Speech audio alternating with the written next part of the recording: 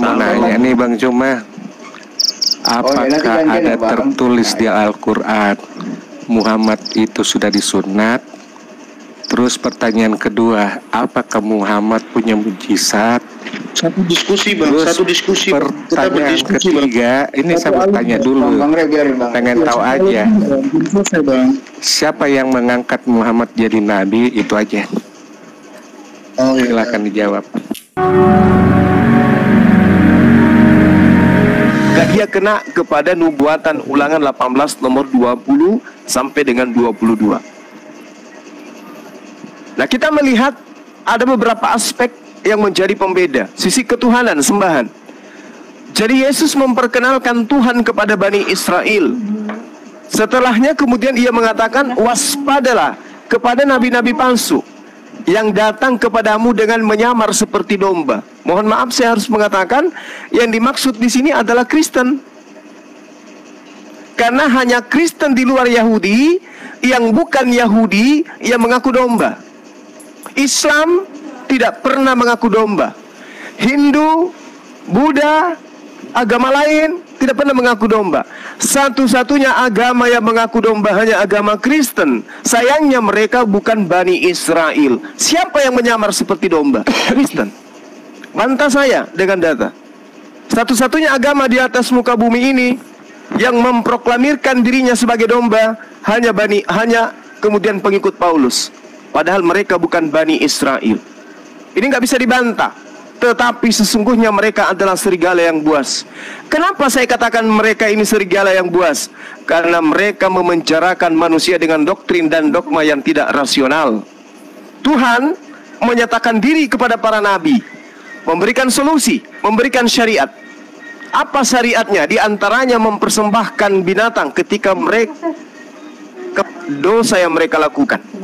Tapi kemudian ketika datang domba yang adalah serigala buas ini, justru mengajarkan terbalik. Yang tadinya Tuhan minta binatang ternak, begitu ini datang, dia ganti binatang ternak itu menjadi manusia, yang adalah kemudian dilantik pula menjadi Tuhan di dalam 2 Korintus 1 nomor 3. Jadi makanya kalau hari ini kita melihat kenapa Islam itu selalu ngotot menjelaskan Al-Quran menyampaikan itu. Mereka menggantikan Allah, mereka menggantikan Tuhan dengan Tuhan-Tuhan mereka. Maka coba lihat apa yang dinubuatkan di Ulangan 18:20 ini. Nabi yang telah mengatakan hal itu, maka jangan gentar kepada mereka. Nomor 20-nya, Nabi itu yang berkata mengatasnamakan Tuhan lain, Nabi itu harus mati. Makanya tidak ada penulis Bible itu yang hidup ya dan mati dalam keadaan normal. Semuanya mati dalam keadaan yang mengenaskan. Kenapa? Mereka menggenapi nubuatan ini. Tetapi seorang nabi, nah sekarang mungkin ada yang Kristen masih menggunakan cara-cara klasik. Apa cara klasik itu? Oh, Paulus itu bukan nabi, Bung, maka dia terlolos daripada nubuatan itu. Tetapi seorang nabi yang terlalu berani untuk mengucapkan demi namaku. Nah sekarang kalau Paulus itu bukan nabi, lalu tulisannya yang 14 kitab itu dapat dari mana ilmunya? Oh, itu adalah wahyu. Oh, berarti dia nabi. Oh, itu adalah ilham. Berarti dia nabi. Oh, itu adalah bimbingan Roh Kudus. Berarti dia nabi. Sekarang masalahnya apakah dia nabi asli atau nabi palsu? Salam. Ya, boleh bertanya kepada Bang Suma. Bentar Bang. Iya, bentar. Jadi teman-teman Kristen mulai dari sekarang harus memahami, kalau kemudian Paulus itu tidak Anda imani sebagai nabi, kita pertanyakan dari mana dapat tulisan-tulisan setebal itu. Dan kalau dia bukan nabi, apa kapasitasnya kemudian membatalkan firman Tuhan yang ada dalam hukum Torah? Dan apa kapasitasnya menjadikan anak Maria itu menjadi Tuhan bagi orang Kristen? Demikian sementara, silakan. Salam. Selamat malam. Nanya. Selamat malam, Bang Stephen. Bentar. Bang Juma mau nanya nih, Bang Juma. Apakah ada tertulis di Al-Quran Muhammad itu sudah disunat? Terus pertanyaan kedua, apakah Muhammad punya mujizat? Satu diskusi Bang, satu diskusi. Pertanyaan ketiga, ini saya bertanya dulu, pengen tahu aja, siapa yang mengangkat Muhammad jadi nabi? Itu aja. Oh, iya. Silahkan dijawab. Iya, baik. Pertanyaan pertama terkait dengan sunatnya Rasulullah Muhammad sallallahu alaihi wasallam. Jadi ada perintah di dalam surah An-Nahl ayat 123. Diperintahkan baginda Rasulullah Muhammad sallallahu alaihi wasallam itu kemudian bismillahirrahmanirrahim, summa auhayna ilaika anittabi'a millata Ibrahim hanifan wa ma kana minal musyrikin. Kami wahyukan kepadamu Muhammad, ikutilah ajaran Ibrahim yang lurus. Nah, pertanyaannya, adakah Rasulullah Muhammad sallallahu alaihi wasallam itu dikatakan sebagai orang yang sudah disunat? Al-Quranul Karim bukan buku biografi yang menceritakan perihal pribadi Rasulullah Muhammad SAW. Al-Quranul Karim tidak menceritakan secara mendetail baginda Rasulullah Muhammad SAW, membuktikan bahwa Al-Quran itu adalah wahyu dari Allah, bukan karangan beliau. Sekiranya itu adalah karangan, maka beliau lebih banyak mengedepankan dirinya, beliau lebih banyak menjual dirinya.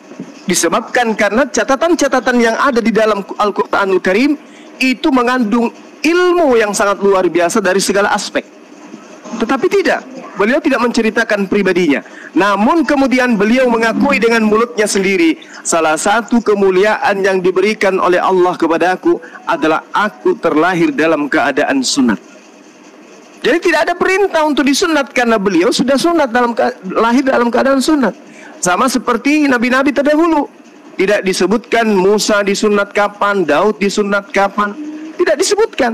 Tetapi lucunya kemudian Nabi Musa alaihissalam membawa syariat sunat. Tidak ada satu data pun di dalam Bible Perjanjian Lama di 5 kitabnya yang menceritakan Nabi Musa alaihissalam itu sunat. Apakah boleh kita berkata beliau juga tidak sunat?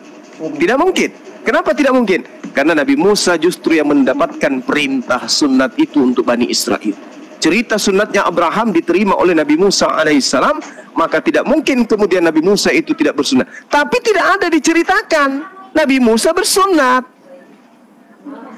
Gitu. Saya kira gitu jawaban yang pertama. Pertanyaan yang kedua tadi apa itu, Bang? Tolong saya diingatkan. Apa tadi? Pertanyaannya, sorry. Mujizat. Iya, baik. Mujizat. Ketika kemudian bercerita tentang mukjizat, baginda Rasulullah Muhammad SAW diberikan mukjizat untuk mengalahkan para pesyair, untuk mengalahkan kalimat-kalimat yang disusun dengan kata-kata yang indah pada zaman itu. Apa itu? Al-Quranul Karim.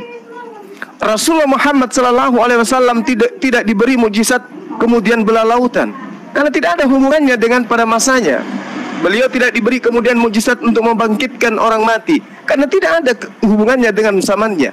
Rasulullah Muhammad SAW diberikan mukjizat Al-Quranul Karim disebabkan karena manusia sampai dengan akhir zaman membutuhkan buku panduan yang akan mengajarkan dan menuntun manusia dari segala aspek. Maka dari itulah kemudian apa yang ditemukan oleh ilmuwan, cendekiawan, para pakar sains dan teknologi pasti terlebih dahulu sudah termaktub di dalam Al-Quranul Karim. Itu mujizat yang ingin saya katakan. Kemudian kalau mujizat kecil seperti air mengalir dari jari tangannya, kemudian sedikit makanan cukup untuk banyak orang, kemudian segelas susu yang mengenyangkan banyak orang, kemudian beliau mengobati orang yang sakit mata, kemudian peristiwa Isra Mi'raj, itu banyak tertulis cerita-cerita mujizat-mujizat di dalam hadis-hadis sahih.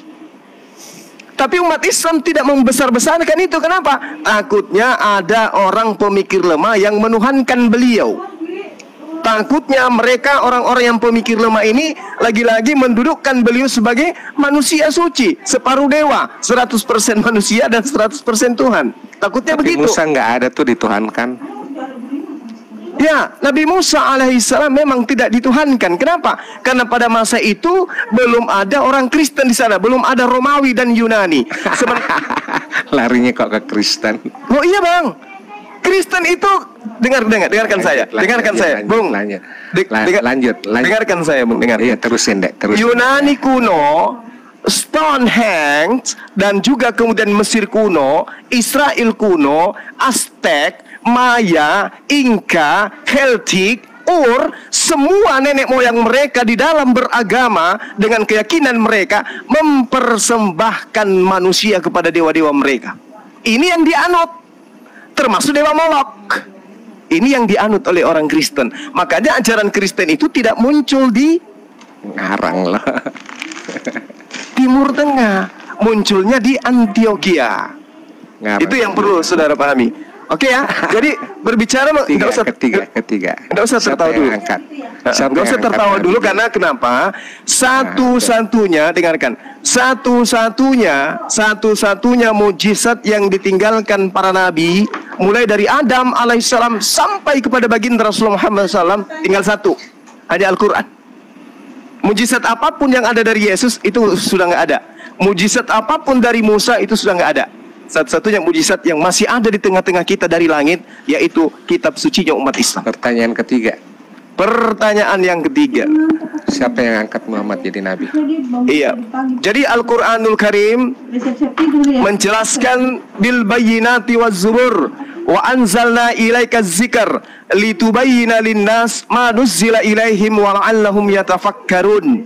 Kemudian Al-Quran menjelaskan Rasulullah Muhammad SAW itu adalah Rasulullah wa khataman nabiyyin. Beliau adalah Rasul dan penutup para nabi. Jelas itu.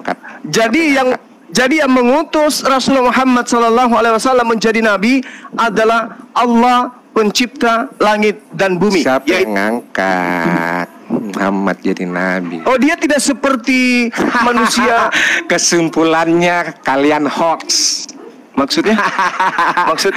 Tidak ada tertulis di Al-Quran, di Sunnah. Tidak ada tertulis di Al-Quran Nabi punya mujizat. Tidak ada tertulis di Al-Quran Nabi diangkat oleh Allah.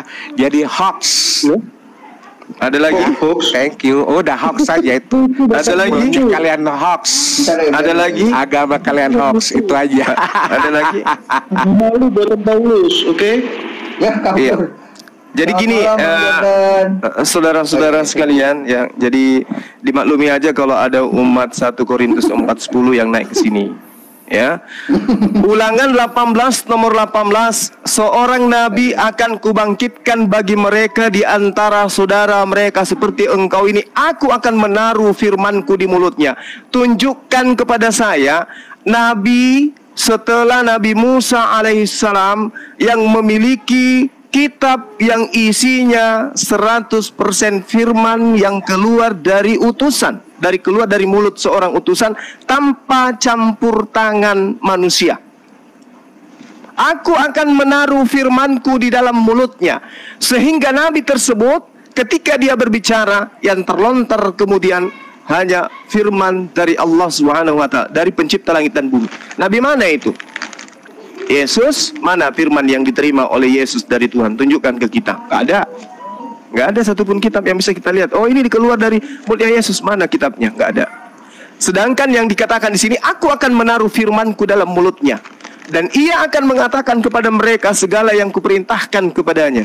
Ini mana ini? Mana firman-firman yang diterima oleh Yesus? Tunjukkan ke kita. Yang tidak bercampur dengan kalimat-kalimat lain selain daripada firman yang diterima dari langit. Ada? Tidak akan ada.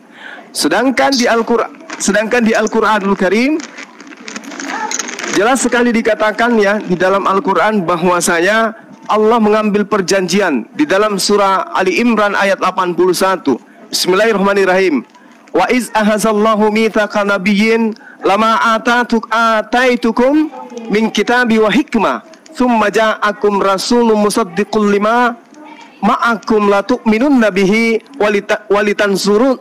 tansurunna qala a'akrartum wa akhadhtum ala dhalikum isri qalu aqrarna qala fashhadu wa ana ma'akum minasyahidin. Ayat ini jelas sekali. Ini praeksistensi para nabi. Ya, Allah kemudian mengangkat perjanjian agung. Lalu Allah bertanya kepada para nabi, wahai para nabi, apakah kamu setuju dan menerima perjanjianku yang atas demikian itu, bahwa aku akan mengutus seorang rasul yang kelak membenarkan apa yang ada pada kamu, dan niscaya kamu akan sungguh-sungguh beriman kepadanya dan akan menolongnya. Apa yang dikatakan oleh para nabi? Mereka mengatakan, kami setuju. Maka Allah menjawab, kalau begitu bersaksilah kamu wahai para nabi, dan aku juga bersaksi bersama dengan kamu. Jadi Allah mengatakan di praeksistensi para nabi sebelum manusia diciptakan, Allah menyatakan kepada mereka, wahai nabi, aku akan mengutus seorang rasul, di mana rasul itu nanti akan membenarkan kenabianmu, membenarkan kerasulanmu. Dan apakah engkau bersaksi tentang itu? Para nabi mengatakan, ya, kami bersaksi tentang itu. Bang Luga, Bang Luga itu suaranya pecah-pecah, Bang Luga. Waduh, kita akan lari ke dunia hayal ini kalau Bang Luga yang naik. Yang tadinya kita ilmiah akan masuk ke dunia dongeng nantinya. Ya, saya kira begitu teman-teman sekalian, bahwasanya ketika ditanya tiga pertanyaan ini, saya rasa itu pertanyaan orang-orang yang hanya mempraktikkan 1 Korintus 4:10. Silakan yang lain. Malam Bang Jordan. Malam Bang Jordan. Malam, assalamualaikum, shalom. Oh iya, abang, iya. Abang dari Kristen Katolik Protestan, Bang. Percaya Yesus lah. Percaya Yesus. Bang Luga, aku apal kalau Bang Luga. Bang Jordan dulu aku tanya. Bang Jordan. Iya. Percaya Yesus. Oh ya. Oke. Lanjut. Kalau luput bisa ditanya, Bang, dia percaya Roh Kudus sebagai Tuhan, Bang. Jangan ditanya lagi. Kami percaya Roh Kudus juga, tetapi berbeda fungsi. Iya, tapi dia mengatakan Roh Kudus lebih besar dari Bapaknya, jadi beda, Pak. Udah. Kalau percaya Yesus nggak mungkin Kristen, Bang. Itu kuncinya. Iya, sebelum Kristen muncul, ya, sebutan untuk orang Kristen sebenarnya apa? Penyembah dewa Molok kali. Nah, pengikut penyembah Yesus kok udah Molok. Apa hubungannya Yesus dengan Molok?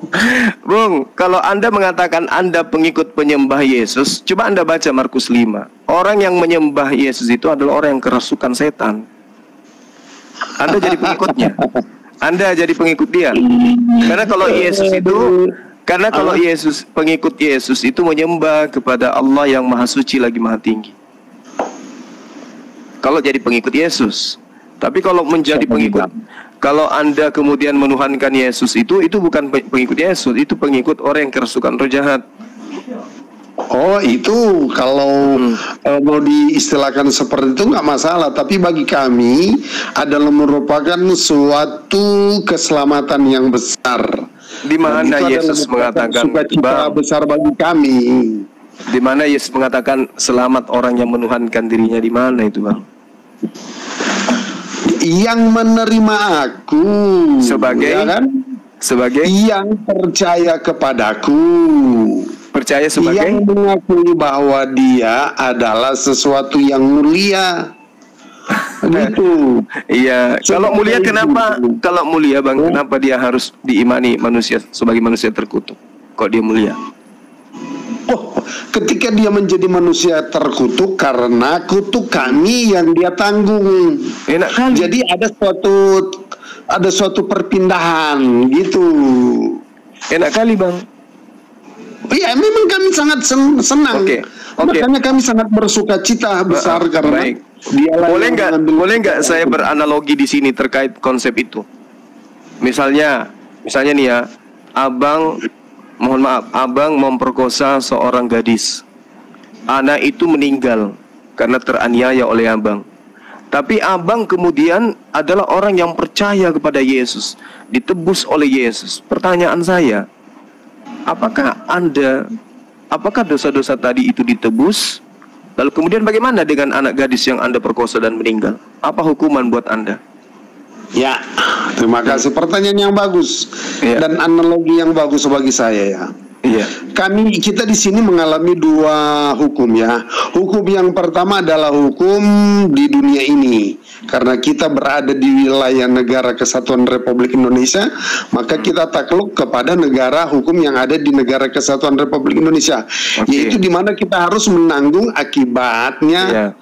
Yaitu misalnya kita masuk penjara, ya. Nah, kalau Anda sudah masuk penjara, sabar dulu, yang kedua. Itu hubungannya kita dengan dunia, tapi hubungan kita dengan Tuhan belum berakhir sampai di situ, Pak. Ya, gimana hubungan Anda dengan Tuhan gimana? Jadi, Anda kan sudah ditebus, iya, sabar dulu, Pak. Itu kan ada hubungannya dengan jiwa. Kalau di dunia ini seperti di negara hukum yang ada di Negara Kesatuan Republik Indonesia, itu rata-rata bersifat fisik.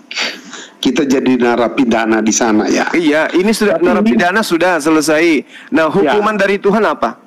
Nah, itu. Surga. Nah, hukum dari Tuhan adalah surga. Yaitu di mana kami sabar dulu. Ada penjelasan, jangan dulu langsung ke surga. Bagaimana Anda percaya Yesus sebagai penembus dosa? Dulu. Ada dua tahap. Tahap yang pertama itu di mana yaitu sabar. Ini kan yang di penjara sudah. Iya, penjara sudah. Terus dosa hukuman dari Tuhan apa?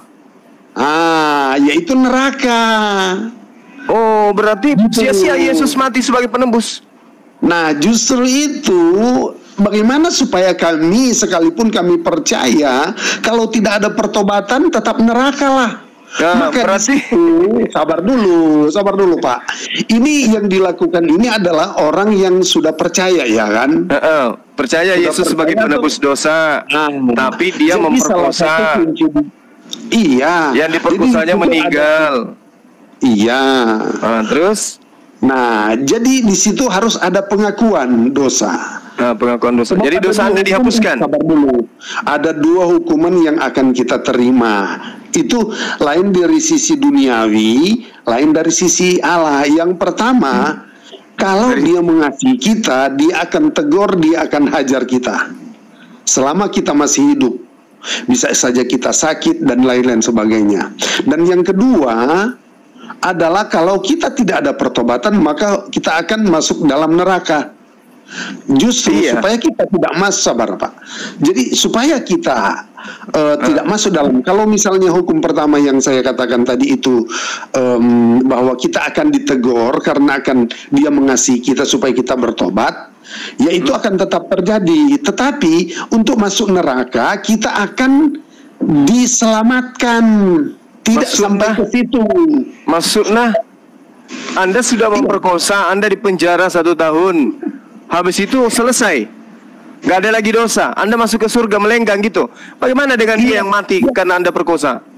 Nah, justru itu Pak. Kalau dia misalnya mati diperkosa, kita lihat dulu dia, apakah dia percaya Yesus atau tidak. Oh gitu. Jadi kalau tidak percaya Yesus nggak apa-apa diperkosa gitu.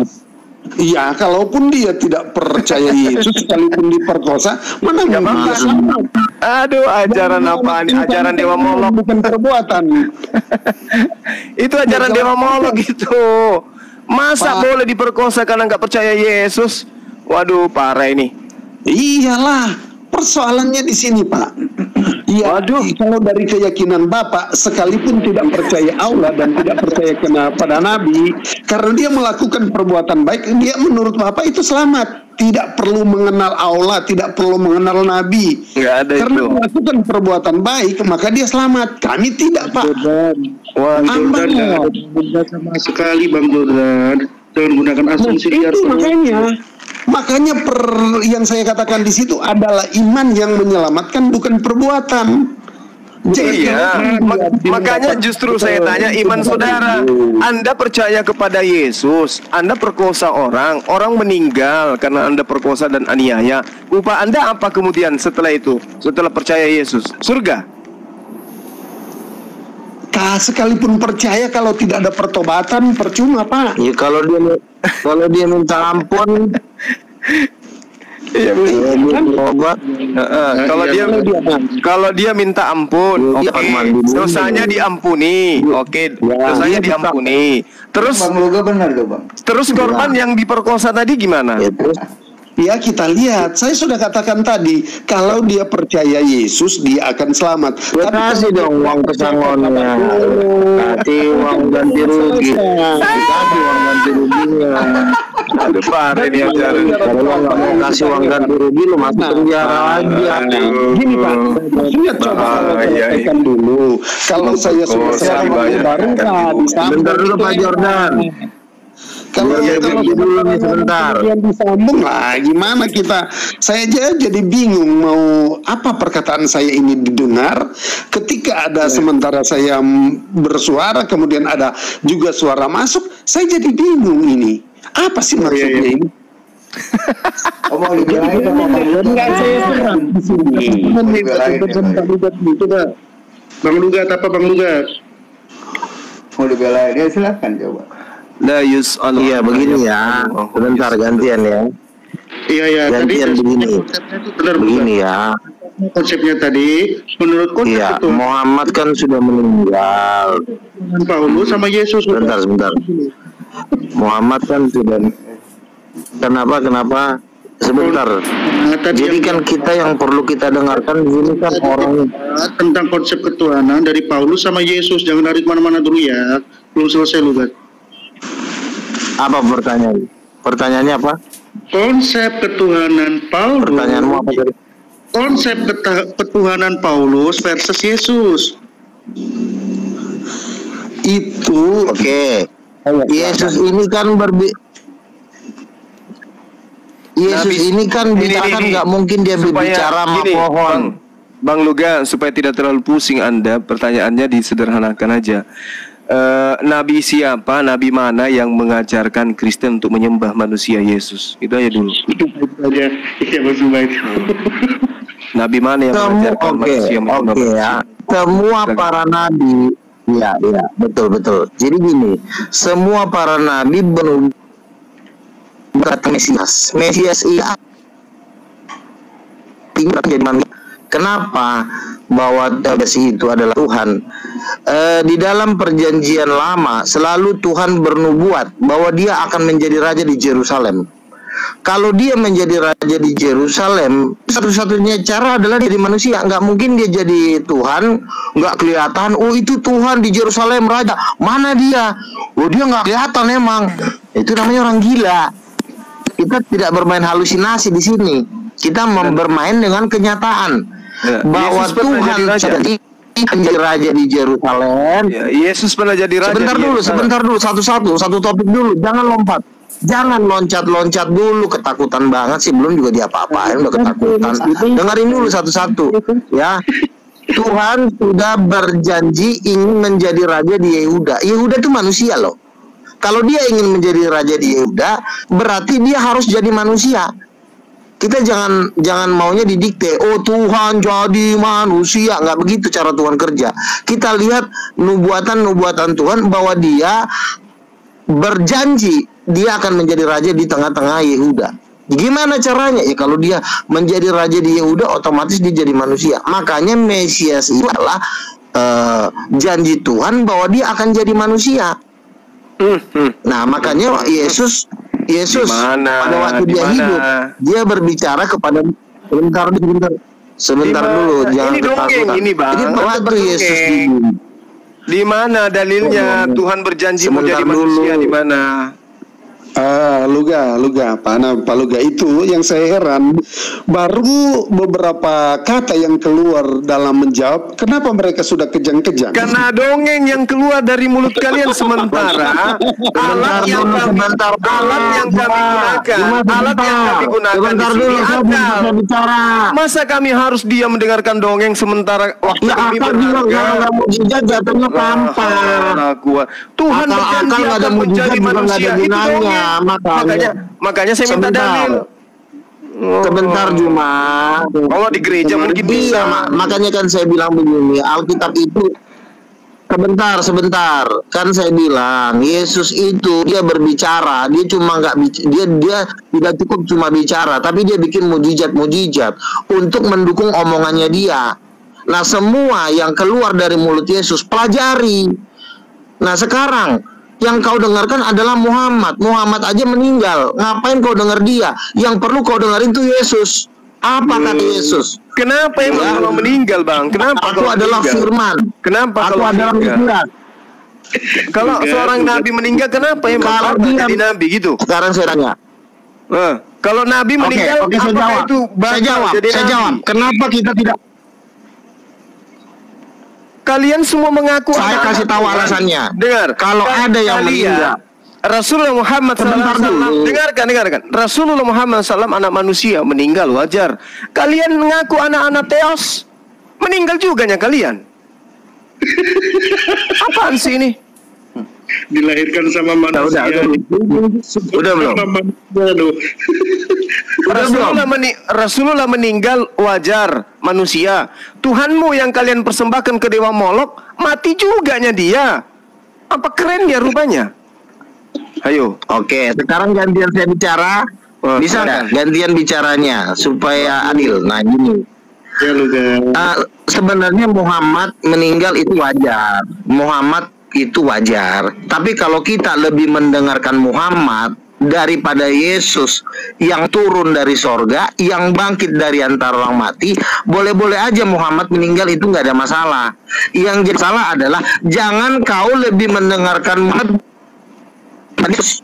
karena mau Yesus sendiri bangkit dan naik ke sorga, turun dari sorga lagi ke sorga, itu yang perlu didengerin. Jangan kau dengar Muhammad. Ada yang lebih penting untuk didengarkan. Coba mana perkataan Yesus? Apa katanya? Dengar. Mana perkataan Yesus, Bang Luga, yang yang bisa kudengarkan? Mana perkataan Yesus yang bisa kudengarkan bahwa dia tidak disembah? Mana? Oke. Sebentar dulu. Jangan langsung lompat begini. Sebentar dulu. Yesus kan sampai kiamat dah akan ada. Iya, semua itu adanya tetap nggak ada dulu. Kan saya bilang Bang Luga. Udah aku bilang sebentar dulu, kita disiram banget hayal kalau sama Bang. Iya Pak Luga, saya heran. Bukan hanya Yesus itu bukan halusinasi. Dengerin. Yesus itu membuat mujizat bukan di dalam halusinasi, bukan di dalam mimpinya. Yesus membuat mujizat disaksikan banyak orang. Mujizatnya itu dengarkan Bang Luga. Mujizatnya itu untuk membuktikan dirinya Tuhan atau untuk membuktikan dirinya utusan Tuhan? Membuktikan dirinya Tuhan. Ya, karena Yesus berkata, makanya belajar Bang Luga. Yohanes 5 nomor 36. Ada kesaksianku yang lebih penting dari kesaksian Yohanes, bahwa segala pekerjaan-pekerjaan yang aku lakukan, mujizat-mujizat, tanda-tanda kekuatan yang aku lakukan, semua itu bersaksi tentang aku, bahwa Bapa yang telah mengutus aku. Ayo. Betul. Berarti mujizat dilakukan oleh Yesus untuk membuktikan dirinya sebagai utusan Tuhan, bukan utusan Dewa Molok. Oke. Dengan kuasa apa Yesus melakukan mujizat? Dengan kuasa apa Yesus melakukan mujizat? Coba jawab. Dengan kuasa yang diberikan oleh Tuhannya kepada dirinya. Baca Kisah Para Rasul 2 nomor 22. Salah. Baca Kisah Para Rasul 2 nomor 22. Salah. Roh Kudus yang ya. Kan katakan kemarin Roh Kudus itu lebih besar dari Salah. Saya bacakan Bang Luga. Saya bacakan sama-sama, kita baca.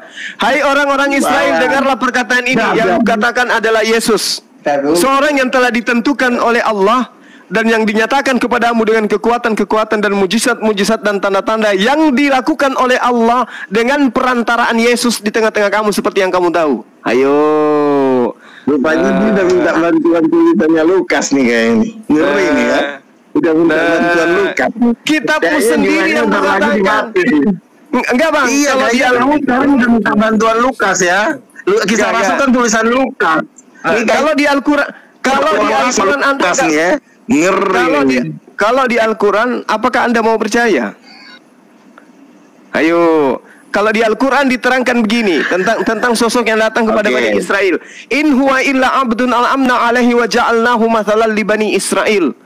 Isa tidak lain hanyalah seorang hamba yang kami berikan kepadanya nikmat kenabian dan kami jadikan dia sebagai tanda bukti kekuasaan kepada Bani Israel. Selesai. Anda percaya dengan Al-Quran? Tidak mungkin. Karena Anda tidak percaya Al-Quran, maka saya menggunakan catatan Lukas. Anda nggak percaya juga? Ke laut aja. Saya jawab. Kasih waktu saya untuk menjawab. Silakan. Kasih waktu saya untuk jawab. Tenang Bang Juma, tenang. Jadi gini, Yesus itu datang ke dalam dunia, lalu dia berkata bahwa aku membuat mujizat-mujizat. Aku juga mengusir setan, dibangkitkan dari roh mati. Itu adalah dibangkit oleh kuasa Roh Kudus. Nah, jadi kita nggak boleh menghilangkan ucapan Yesus yang ini. Kita hilangin ini bisa hilang. Apa tuh? Nah, makanya jangan kita hilangkan ucapan Yesus. Kita perhatikan baik-baik. Oleh siapa? Yesus dibangkitkan oleh Roh Kudus. Bukan. Oleh Kudus. Bukan. Roh Kudus. Ah, salah. Salah. Halo. Udah istirahat lah. Udah malam. Tidurlah istirahat, kasihan nanti ratapu. Itu yang udah kalah ya Bang ya.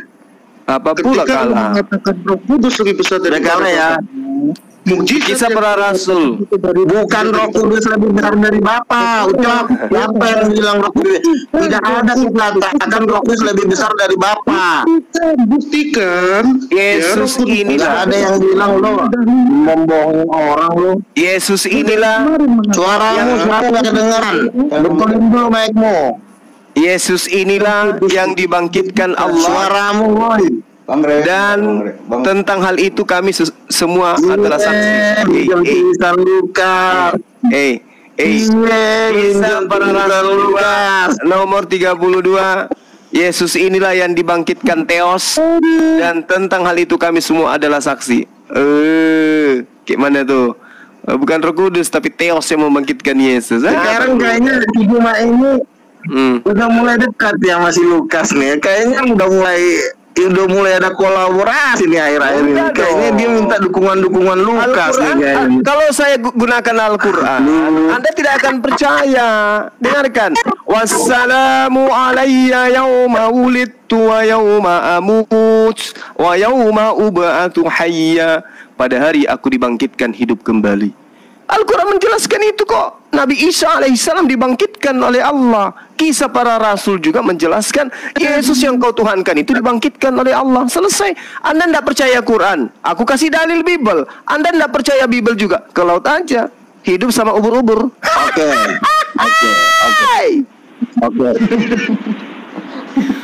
Jawab Bang. Ini lama-lama udah pada gila nih gue lihat nih. Aduh, udah Pak. Jadi gini ya, saya jelaskan baik-baik ya. Jadi gini Pak. Bapa itu mengutus Roh Kudus untuk melakukan mujizat-mujizat di dalam diri Yesus. Jadi yang membangkitkan orang mati, yang mengusir setan. Di Kisah Rasul 10 ayat 38 dikatakan inilah Yesus dari Nazaret yang dimana Allah mengurapi dia dengan kuat kuasa Roh Kudus untuk melepaskan semua yang dikuasai iblis. Kisah Rasul 10 ayat 39-38. Jadi yang melakukan mujizat-mujizat di dalam diri Yesus itu adalah Roh Kudus. Nah pertanyaannya, Roh Kudus ini mendapat kuasa dari siapa? Roh Kudus tidak mendapat kuasa dari siapa-siapa, termasuk dari Bapa. Roh Kudus itu memproduksi kuasa sendiri di dalam dirinya. Salah Bang Luga, Anda kurang belajar. Bang. Di dalam Yohanes di dalam Yohanes 16 nomor 13 jelas sekali dikatakan bahwasanya Roh Kudus itu atau Roh kebenaran itu tidak berkata-kata dari dirinya sendiri. Artinya Roh Kudus tidak ada daya dan upaya selain daripada kekuatan yang diterima dari Tuhan. Gitu Bang. Bang Juma udah pinter. Bang Juma udah pinter loh. Tahu loh dia. Apa? Roh Kudus tidak berkata-kata dari dirinya sendiri, ya. Bang. Roh Kudus Betul, saya setuju. Waduh, saya setuju sekali itu. Jadi Roh Kudus itu bukan Tuhan, dia office boy. Ini Bang Juma. Pesuruh dia. Belajar lagi. Warahmatullahi wabarakatuh. Waalaikumsalam warahmatullahi wabarakatuh. Office boy kok dianggap Tuhan, gimana sih Anda? Bang Zuma izin saya balik pertanyaan teman Kristen tadi. Iya, Siapa yang mengutus Rasulullah itu, siapa yang menjadikan Rasulullah Muhammad itu menjadi Rasul? Ya. Jadi kita ambil dari surah As-Saff di ayat ke-6 yang berbunyi Bismillahirrahmanirrahim. Wa idz qala Isa ibn Maryam ya bani Israil inni rasulullah ilaikum musaddiqan lima bayna yadayya minat Taurah musaddiqan lima bayna yadayya minat Taurati wa mubasysyiran bi rasulin ya'ti min ba'di ismihi Ahmad falamma ja'ahum bil bayyinati qalu hadza sihrun mubin.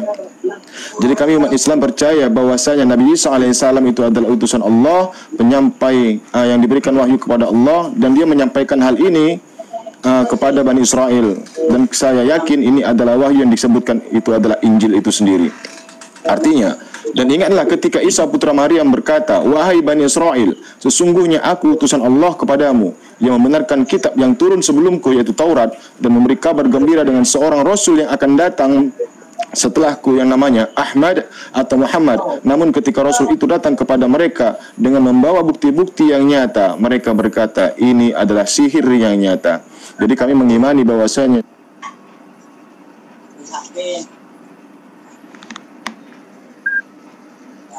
Oke ya. Oke. Sudah ya? Oke. Kembali lagi ke yang tadi ya, Bang Juma. Ya. Selamat malam. Oke, selamat malam. Rasulullah SAW dituduh sebagai penyihir itu ada di surah Al-An'am ayat ke-7. Sebentar dulu Bang, sebentar dulu. Ini lagi bahas yang Maha Kuasa ini, bukan bahas manusia ini. Ini yang kita bahas yang ngeri-ngeri. Ya. Yang pencinta yang kita bahas. Kita nggak perlu bahas manusia. Lagi Bang, saya mau menjawab ini Bang. Sebentar Bang. Surah Al-An'am. Iya, jadi yang perlu dibahas ini adalah pencipta. Nanti aja lah dulu itu. Surat Hud ayat ke-7, surat Hud ayat ke-7, Al-Haqqa ayat ke-42 dan surat Al-Mudaththir ayat 24. Silakan data-datanya dicek teman-teman. Oke. Saya jawab Bang Juma dulu ya. Salam sebagai Rasul. Saya jawab Bang Juma dulu. Gini Bang Juma masih dengar nggak? Jangan ketiduran. Ini momen-momen penting ini. Jadi gini ya. Coba.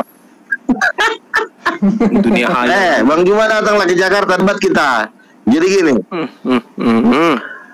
Jadi Bapak memang memerintah Roh Kudus, betul. Bapak memerintah Roh Kudus karena Yesus sendiri mengatakan bahwa dia tidak berkata-kata dari diri. Sebentar dulu, betul.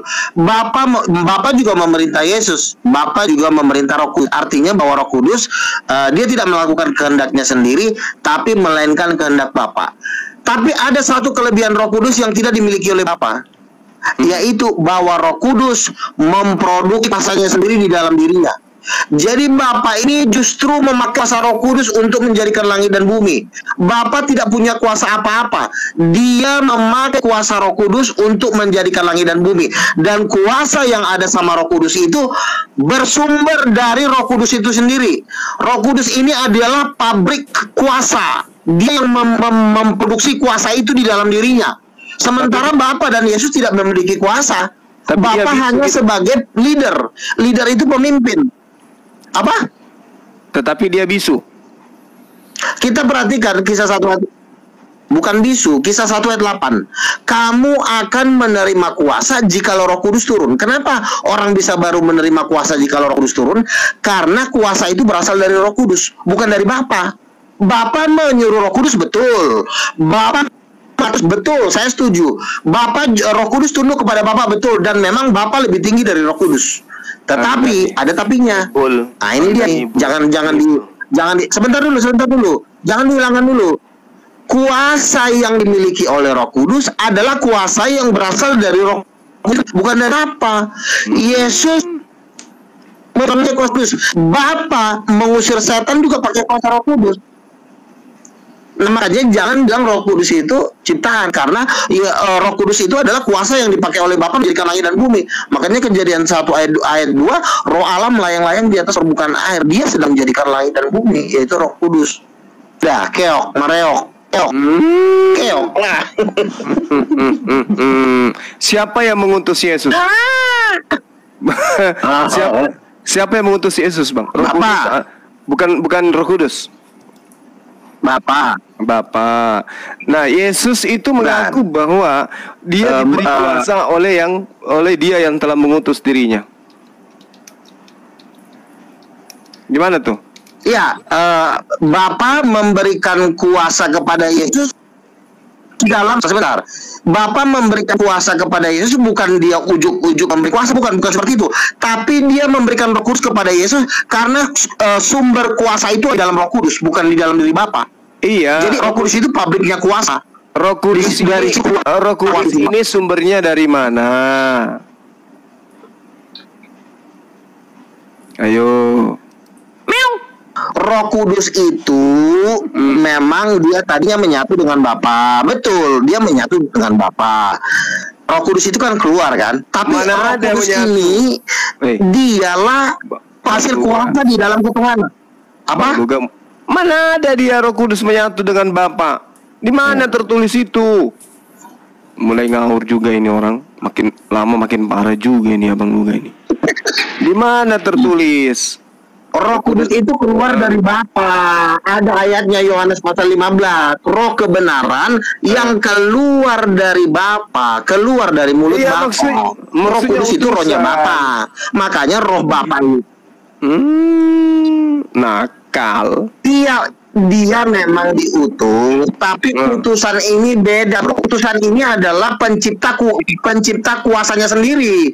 Dia tidak minta kuasa dari Bapa. Makanya Bapa pun tidak bisa menjadi. Sekarang gue tanya sama kamu ya, menurut Alkitab, bisa nggak Bapa menjadikan langit dan bumi tanpa Roh Kudus? Bisa nggak? Lah, bisa nggak? Dia yang menciptakan langit dan bumi. Dia yang menciptakan langit dan bumi, bukan Roh Kudus. Salah. Dia menjadikan langit dan bumi itu adalah Roh Kudus. Di mana tertulis Roh Kudus menciptakan langit dan bumi, di mana? Oke. Yesus berkata ya. Perhatikan ucapan Yesus ya. Yesus berkata, ya, aku membuat mujizat-mujizat dengan kuasa Roh Allah. Salah. Yesus sendiri mengakui bahwa dia membuat mujizat oleh karena Roh Allah, bukan karena Bapa. Bapa memang menyuruh dia, tapi mujizat itu dilakukan oleh Allah. Nah, kuasa yang dilakukan oleh Yesus, kuasa yang menjadikan langit dan bumi. Tadi sudah saya tunjukkan Matius 12 ayat 28, Roma 8 ayat 11, Kisah 8, Kisah kita ayat 13. Coba Anda baca lagi. Coba. Ini ada keok nih. Kisah Rasul 2 nomor 38, coba baca Bang Uga. Udahlah baptis ya Bang Uma ya. Cobalah baca dulu itu. Kisah Rasul 2:38. Hai host. Alkitab saya Bang. Oh iya. Dengar nggak suaraku? Silakan dibaca. Bang Luga, bentar Bang Luga mau ditanggapi Mbak Christine kali. Iya, silakan Mbak Christine. Silakan dibaca. Jelas nggak suaraku? Iya, jelas. Silakan dibaca. Nih, aku jelasin lagi. Mungkin salah penjelasan oleh Bang Luga Tambunan 77. Mungkin dia salah menjelaskan, mungkin terbawa emosi oleh perdebatan. Nah, ini agama apa nih? Bentar Bang. Agama apa? Dia anak Tuhan juga Bang Luga. Ini agama apa? Sama-sama anak Tuhan juga beliau itu. Si Kristen agama apa? Udah dibilang. Itu kan Kristen. Itu ada apa? Ayo Bang Luga, diam dulu Bang Luga. Namanya kan Kristen. Silakan Kristen. Mungkin dia salah. Aku dengar tadi perdebatannya cukup merinding ya kalau berdebat kayak gitu tentang agama, nggak enak didengar. Lanjut. Ya, kalau menurut aku ya, Bang Loga, maaf nih Bang, kita sama-sama orang Kristen ya, mungkin yang lainnya Islam yang ada di Rom, mungkin kita dua yang Kristen. Ini Bang Luga, dengarkan nasihat Bang Luga. Iya, apa silakan. Kalau masalah berdebat masalah agama ini jangan juga terbawa emosi, terpancing, santai sambil berdoa, tenangkan dulu pikiran hati. Nggak boleh. Ngomongnya kita santai kok, nggak ada apa-apa kok dari tadi. Nggak perlu teriak. Nggak ada emosi, udah cepetan. Ini loh, Bang juga sama-sama. Ya kalau orang semangat jangan dilarang-larang dong. Namanya orang menjelaskan. Kalau orang semangat jangan dilarang-larang. Itu lagi berkobar-kobar, jangan. Lain semangat kalau. Udah cepetan lah nanti kau. Udah cepetan apa? Udah cepetan kau, banyak ngomong nanti turunin kau, lama kali kau. Cepetan kau ngomongnya, apa yang mau diomongin? Diam dulu Bang Luka, itu mau Ini ngomongnya banyak sekali, cepetan. Ayo silakan. Kakak ini satu. Langsung aja ke poinnya. Bang Luga, kau bilang tadi dengar dulu Bang Luga. Kau bilang tadi yang menciptakan langit dan bumi roh, yang menciptakan langit dan bumi itu Allah. Sebelum Yesus lahir, langit dan bumi itu udah jadi oleh Allah. Sebelum Yesus turun ke dunia, sebelum roh Allah itu. Kalau Bang Luga punya dalil itu Bu, di Kejadian 1 nomor 1 harus menciptakan roh Allah melayang-layang di atas air itu. Iya. Ayo lanjut Bang. Itu kan roh Allah yang menciptakan itu semua kan Allah. Kalau menurut aku, soal mungkin Bang Luga ini orang yang lebih mengerti dari aku. Kristen harus dia hafal ayat-ayat, aku dengar tadi juga. Bukannya aku mau ke pihak sama siapa, cuma meluruskan aja. Memang apa ya? Kalau menurut aku Yesus itu memang juru selamat ya. Utusan Allah sendiri, memang rohnya roh Allah. Kan semua kita nih roh Allah, cuma dia ibaratkan manusia suci yang jadi contoh buat umat-umat manusia, umat-umat Kristen, contoh yang baik di agama kita. Itu udah itu aja mungkin kalau menurut aku. Soalnya aku nggak suka berdebat masalah agama kayak gini. Iya, cuma menjelaskan aja. Ya silahkan lanjut aja kalau suka berdebat masalah agama. Gini aja kalau buat Bang Juma juga, Bang Juma aku nggak tahu orang mana apa dia apa mungkin. Sebenarnya gini aja, kalau agama kalian kan juga apa namanya meyakinkan Yesus itu sebagai nabi, nggak perlu juga kita apa namanya mengolok-olokkan Yesus masalah apa dia mati di kayu salib. Hargailah sesama itu. Jangan nangis Pak. Kalau memang kalian meyakinkan Yesus sebagai nabi, taatinlah dia sebagai nabi. Seperti apa kalian menaati dengan nabi kalian yang terakhir itu, yang namanya Muhammad itu. Mungkin gitu juga kami menaati Yesus sebagai juru selamat kami. Ya udah ya, selamat malam. Ya, tapi di sini Bu, maaf kami di sini sebenarnya mau membela Yesus Bu. Ya. Maaf, kami di sini mau membela Yesus. Bahwasannya Yesus itu di keimanan kami tidak pernah tersentuh dengan namanya senjata tajam sedikit pun. Secuil pun dari tubuhnya tidak pernah tersentuh oleh senjata tajam. Kami di sini membela Yesus, Bu. Kalau Ibu, iya, apalagi dipersembahkan ke dewa Molok itu nggak pernah. Itu nggak pernah. Ya udah, menurut keyakinan Mas. Kembali lagi ke yang tadi ya. Karena dalilnya sudah ada Bu di Mazmur 91 nomor 12. Kristin, udah dulu Kristin. Kristin, kamu diam dulu Kristin. Orang lagi dialog, kamu jangan ganggu-ganggu dulu. Kamu diam dulu ya. Nah, salah dialognya. Bang Luga, kau orang Kristen Bang Luga. Kamu salah tadi masalahnya. Masalahnya kamu salah. Masalahnya bukan itu. Kamu salah. Kamu bilang Roh Kudus bukan pencipta. Kamu sesat, Kristin. Kamu sesat masalahnya. Makanya saya marah sama kamu. Udah turun lah ya. Banyak belajar lah kau, banyak belajar. Aku ini Udah turun lah. Aduh. Kau nggak memahami agama, percuma kau jadi ini ngapain sih naikin ini host turunin dulu. Kita lagi berdialog enak-enak malah dinaikin lagi yang kayak gini. Host dulu si Kristinnya. Udah saya bilang biar fokus pembicaranya, jangan kau salah bikin orang. Itu biar lu jelas. Saya sama dia jadinya. Biar saya mau sama Juma dulu. Berarti itu bukan agama Kristen. Ngerecokin datang. Ya udah maaf ya Mas ya ganggu. Mungkin Bang Luga ini bukan. Udah turun aja dulu, jangan ganggu orang lagi debat. Orang recokin aja. Luruskan, makanya waduh Tuhan, mulut melebihi mulut ibu aku aja nggak ada. Memang sengaja dinaikin orang Kristen biar ibu sengaja dinaikin orang Kristen biar buyar acaranya. Banget tuh mulutnya nggak kayak kamu. Mas turunin dulu dianya. Orang pengen ngomong disuruh turun dulu. Kalau nggak mute dulu deh. Dia macam. Iya, dia ini ngeganggu masalahnya. Kalau ngeganggu jangan suruh naik. Ini orang Islam ini kok gini ya? Bukan ganggu. Maksudnya sengaja dinaikin Kristen biar kacau. Kan sama Kristen gimana sih? Saya ini orang Kristen loh. Bukan sesama Kristen, dia mengganggu masalahnya. Nanti aja dinaikin. Saya kan belum selesai bicara. Nanti naikinnya. Teman-teman Anda kita nggak butuh orang di sini debat. Masih memberikan koin itu ya, sabar. Tunggu 1K mungkin. Nggak butuh, kita nggak butuh koin, kita butuh kebenaran di sini. Teman-teman Islam yang memberikan. Kalau orang lagi debat, sengaja dinaikin Kristen. Bang Luga, mendingan kau berdoa dulu Bang Luga. Dinginkan hatimu Bang Luga. Berdoa dulu, masuk kamar, berdoa, bacaan kitab ya. Ya, siram dari teman-teman. api amarahmu itu. Api amarah yang ada di hati Bang Juma, di pikirannya itu api amarah setan, bukan api amarah Tuhan. Ayo, kali lima.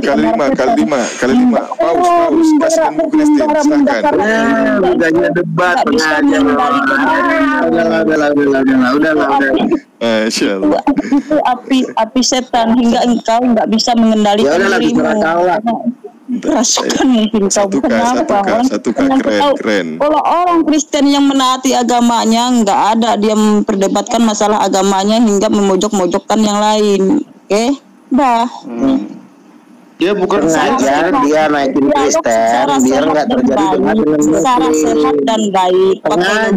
Ini mengganggu. Jangan pakai amarah. Orang kita lagi ngomongin orang dia malah korban. Bang Luga berpikir secara sehat, secara jasmanimu, ya. Dah, selamat malam. Ya, biara mau mungkin masalahnya. Biara mau host masalahnya di sini. Malah dipelihara mau host. Barakallah Bang Obe Mas. Malah cara. Bang Kristen mau istirahat dulu di bawah. Bang Kristen ya, turun dulu bentar ya. Moga Bang Luganya diberkati ya. Adekku ya. Itu tuh adekku tuh masa dibilang bukan pencat. Yo, harga dapat perceraian kamu. Lanjut. Maaf ya Mbak Kristen turun dulu ya. Nanti Bang Luga dibilangnya rosetan katanya dalam dirimu. Nggak malu lo ngerecokin orang. Lancang dia Bang. Seorang nabi dibilang gitu. Masa dibilangnya rosetan di dalam diri Bang Luga? Kan kurang aja. Makanya saya bilang ya. Saya jujur aja ngomong, nanti yang akan dipakai Tuhan itu adalah sebenarnya justru yang muslim-muslim ini yang akan dipakai Tuhan di akhir zaman. Jadi makanya saya itu kenapa lebih banyak saya berinteraksi dengan muslim, karena Tuhan ngomong ke saya, nanti yang terdahulu menjadi yang terkemudian menjadi yang terdahulu. Jadi sebenarnya orang-orang muslim inilah yang saya lihat belajar debat itu paling rajin. Kita lihat komal-komal itu semua rata-rata komal muslim semua. Dan mereka itu debat terus. Dan Tuhan itu senang. Artinya dia tuh dicari. Nah beda sama orang Kristen. Orang Kristen itu kalau suam-suam kuku, dia akan tergeser nanti mereka. Jadi jemaat. Nah nanti yang jadi pendeta-pendeta itu adalah dari muslim ya. Akan banyak yang dari muslim nanti yang akan dipakai Tuhan. Makanya kemarin saya ngomong gitu di Komal Kristen, itu marah tuh siapa tuh si Desi tuh, langsung dimatiin komalnya. Saya lagi ngomong langsung dimatiin. Ada pendeta-pendeta di situ. Karena kenapa? Karena satu, kesungguhan orang dalam mengenal Tuhan itu Tuhan lihat. Bukan masalah dia udah Kristen malah dia santai, malah dia ini kan nggak pernah debat, datang langsung khotbah nasihatin orang baru turun, kan itu kan nggak ada sopannya. Dia nggak tahu bahwa kita lagi berjuang memperkenalkan Tuhan gitu loh. Makanya saya tidak terlalu tertarik gitu loh untuk mengajak orang-orang Kristen, sebagian ya, memang tidak semua, karena orang-orang Kristen ini nanti banyak sekali yang akan yang seperti apa tuh yang Matius 7 ayat 21 itu, Tuhan kami udah bernubuat demi namamu, lempar ke neraka ya Bang Luga. Iya. Waduh. Nah gini, 1 bulan yang lalu saya dapat mimpi Tuhan bilang bahwa suruh para pendeta membangun hall minimal 10.000 sampai 20.000 seat. Kenapa Tuhan, saya bilang? Karena akan banyak Muslim yang akan datang menyembah Yesus. Lalu saya lihat Timur Tengah itu datang semua menyembah Yesus. Lalu saya ditunjukkan Yesus pada waktu Petrus ingin menjala ikan. Tuhan bilang, jala ikan sekarang. Si Petrus bilang, aduh Tuhan, udah sepanjang malam kami menjala, kami nggak dapat ikan. Tapi karena Tuhan bilang, dan apa yang terjadi itu, harusnya yang jalannya sampai terkoyak ya. Nggak tahu di dalam apa biasanya, ya mungkin ikan mas atau ikan jeruk.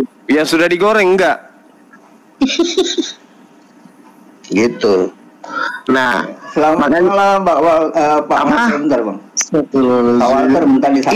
Ikan yang artinya dia tangkap di danau, ditangkap di danau itu banyak sekali.